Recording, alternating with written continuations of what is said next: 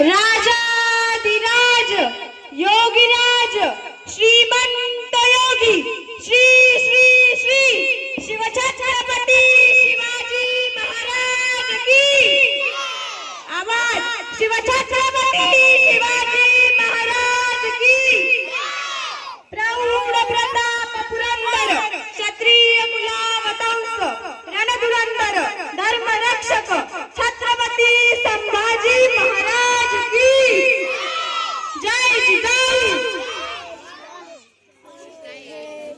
प्रतिपंचद्रवलेखे वर्धिष्णु विश्ववंदितः शहासुनो शिवशेषा मुद्रा भद्राय राजते।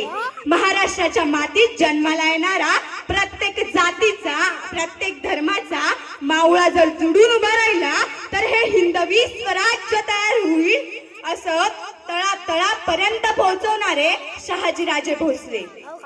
आज ज्या पुत्राला बघून आमच्या प्रत्येक आईला असं वाटतं की असं पोर माझ्या पोटी जन्माला यायला हवा असा जगातला सर्वोत्तम पुत्र छत्रपती शिवाजी महाराज।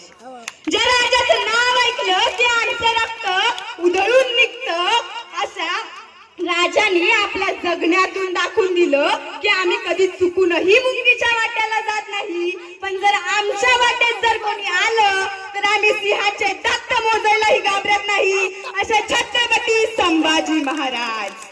आजकाल लोक म्हणतात जिथे मस्तक टेकावं अशा नमस्कारांच्या जागा हल्ली कमी होत चाललाय, पण ज्यांचं नाव ऐकल्यावर हे मस्तक नतमस्तक झाल्याशिवाय राहत नाही अशा राजमाता राष्ट्रमाता जिजाऊ।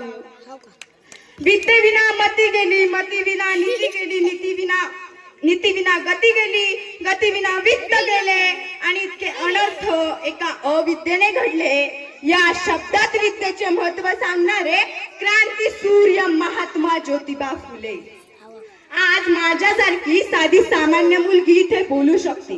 खऱ्या अर्थाने ज्यांच्यामुळे स्त्रींना शिक्षण घेता आलं आणि साध्या सुधारण घरातली मुलगी ही आज शिकू शकते अशा क्रांती ज्योती सावित्रीबाई फुले। जगकल्याणाचे कार्य करणाऱ्या अहिल्याबाई होळकर। या सर्वप्रथम या सर्व महापुरुषांना महामातांना व महाराजांना मी वंदन करते व माझ्या भाषणास सुरुवात करते। छत्रपतींच्या पदस्पर्शाने पावन झालेली माझी ही मातृभूमी। आज मला इथे माझे विचार मांडण्याची संधी दिली त्याबद्दल आयोजकांचे मनापासून आभार।